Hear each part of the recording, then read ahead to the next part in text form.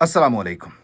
कराची शहर में क्योंकि लॉ एंड ऑर्डर नामी कोई शय है नहीं और रोज़ाना की बुनियाद पर डकैत जो हैं वो राह चलते किसी को भी डकैती मुज़ाहमत पर कत्ल कर देते हैं। मुज़ाहमत ना हो तब भी कत्ल कर देते हैं, जो उनकी मर्ज़ी ठहरे वो कर गुज़रते हैं और कोई उन्हें पकड़ने वाला नहीं है। पकड़ लिए जाएँ तो छोड़ दिए जाते हैं। प्रोसिक्यूशन के निज़ाम में कुछ कमी है।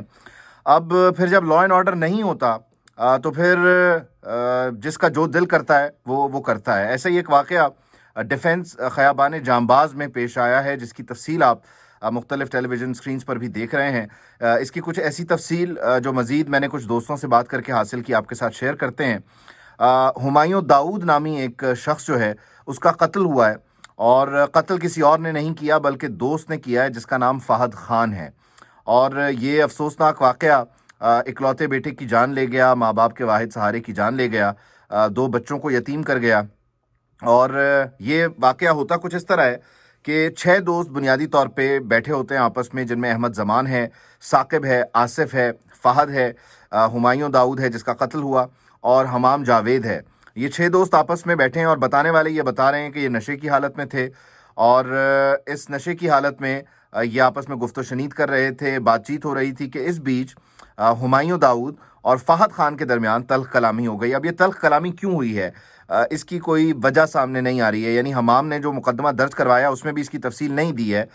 ये तल्ख़ कलामी किसी पैसे के मामले पर हुई, कारोबारी मामले पर हुई, या कोई लड़की का या किसी खातून का, औरत का चक्कर है, ये कोई मामला है, या फिर ये कोई और वजह है। ये मोटिव ऑफ मर्डर इस्टेब्लिश नहीं हो रहा है। यानी हमाम ने भी नहीं बताया, FIR में नहीं लिखवाया, दोस्त भी नहीं बता रहे, बाकी पुलिस को भी नहीं पता अभी तक, और फैमिली भी नहीं बता रही है। तो मोटिव अभी तक इस कत्ल का वाज़ेह नहीं है। अलबत्ता ये तल्ख़ कलामी हुई, हाथापाई हो गई।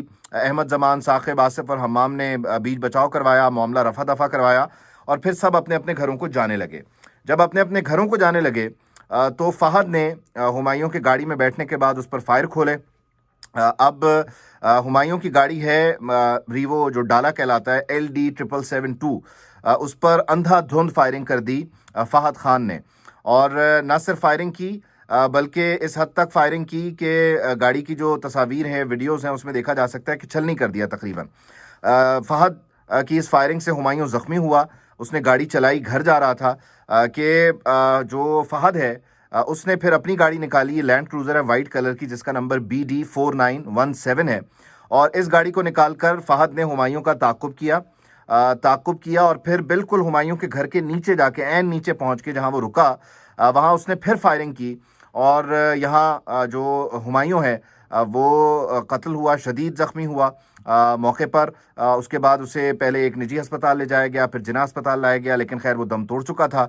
अलबत्ता मोटिव इस कत्ल का, कि वजह क्या बनी कत्ल करने की, फ़हद ने क्यों कत्ल कर दिया अपने दोस्त को और इस हद तक गोलियां मारी कि घर के नीचे से 15 खौल मिले हैं, बाकी जहां पहले फायरिंग हुई वहां से भी कुछ खौल मिले हैं। तो बुनियाद 9mm पिस्टल उसने यूज़ की, गाड़ी में अपनी ताक़ुब किया, और यानी वो उसका एक मकसद था कि इसको कत्ल करना है, मारना है। इस हद तक जुनून था, इस हद तक आप कह लीजिए कि वो अंधा हो चुका था नफ़रत में, दुश्मनी में, कि उसने कोई दूसरी बात नहीं सोची और ये कत्ल हो गया। इस कत्ल के बाद फ़हद ख़ान गायब है। हमाम ने एक आधा अधूरा पर्चा करवा दिया है और फ़हद ना सिर्फ खुद गायब है बल्कि अहल खाना के साथ गायब हो चुका है। और हुमायूं के घर वाले जो हैं वो इंसाफ के मुतलाशी हैं। ये डिफेंस में वाक़या पेश आया है ख़याबान जांबाज में। माँ बाप का इकलौता बेटा चला गया, 2 बच्चों से उनके वालिद का साया छिन गया, और मोटिव ऑफ मर्डर, वजह क्या बनी कत्ल की, वो अभी तक क्लियर नहीं है, सामने नहीं है, वाज़ेह नहीं है। ये है अलमिया कराची का।